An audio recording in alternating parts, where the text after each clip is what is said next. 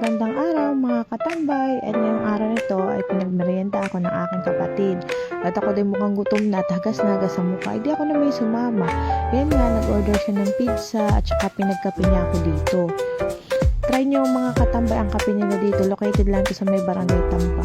Tsaka mabait na nagagawa ng kape. Very friendly. Ito nga sabi niya sa akin, pumost daw ako at pipicturean daw niya ako. At ako todo post naman.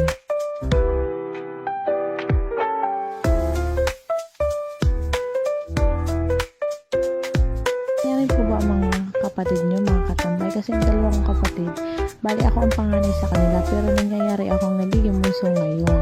Ay napakababait ng dalawang kapatid na yun at talaga namang ako laging libre. Nakakahiya na lagi nila ako nililibre.